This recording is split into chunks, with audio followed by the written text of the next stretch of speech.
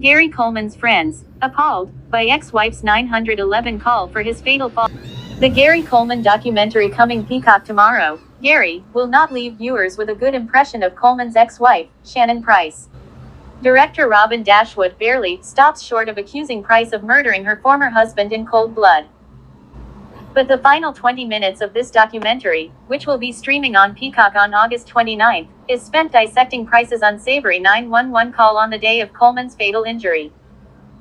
It's not a good look for Price, to say the least. Coleman, the beloved child star known for playing Arnold Jackson on the 80s sitcom, Different Strokes, died on May 28, 2010, at the age of 42, after Price made the decision to take him off life support. He'd been plagued by health issues his entire life, including treatment for a kidney disease as a young child, which stunted his growth to 4 feet, 8 inches. He underwent heart surgery in 2009, and began experiencing seizures and frequent hospitalizations shortly after. Dashwood neglects to include these details about seizures, perhaps because it would detract from the film's juicy but ultimately unfounded theory that Price might have killed her husband. On May 26, according to Price, Coleman had another seizure, or simply fell, in the kitchen downstairs while she was upstairs. She heard a bang, and came downstairs to discover that he'd had a seizure, fallen down, and hit his head. She called 911 and described to the dispatcher what certainly sounds like a seizure, including bubbling at the mouth. But it's hard to defend her tone on the call, which seems to display little to no sympathy for her ex-husband, whom she divorced in 2008 but continued to live with. On the recorded call, Price can be heard telling the 911 operator to send someone quickly, because she no longer wants to be in the same room with the severely injured Coleman. "I just can't be here with the blood, I'm sorry. I can't do it. I just can't," Price says. "I'm gagging. I got blood on myself. I can't deal. I don't want to be traumatized right now." At one point, the 911 operator asks Price if she can ask Coleman to apply pressure to his head wound. Price responds, "No, I can't. It's like, all bloody, and I'm not trying to be, he's not with it." Later, Price can be heard on the call telling Coleman to stay still and apply pressure to his wound. Brandy Buys, a friend of Coleman interviewed in the documentary, said she was appalled when she heard Price's 911 call.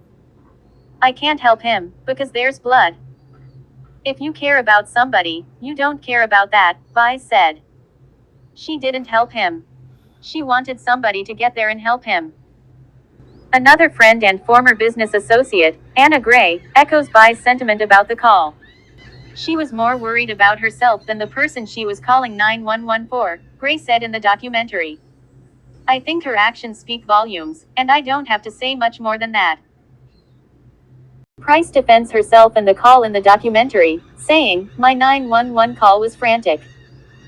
But I mean, it was a decent amount of blood, and it just freaked me out. I did not want to intervene with where the blood was, because I knew help was coming.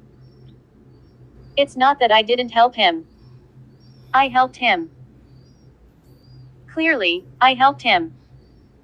Price faces even more criticism from Coleman's friends interviewed for Gary for not riding with Coleman to the hospital, for choosing to take him off of life support after just 2 days, and for allegedly selling to Globe magazine the last photo she took with Coleman, a selfie of her with Coleman on his hospital deathbed, with tubes protruding from his mouth. "That's how everybody is going to remember Gary," Buys said. "Nobody looks good when they're dying. But not everybody gets their final moment sold."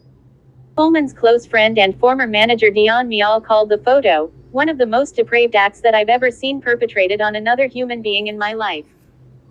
Price's defense for sharing the photo: "I think that people needed to honestly see it, to see what he went through health-wise," she said in the film.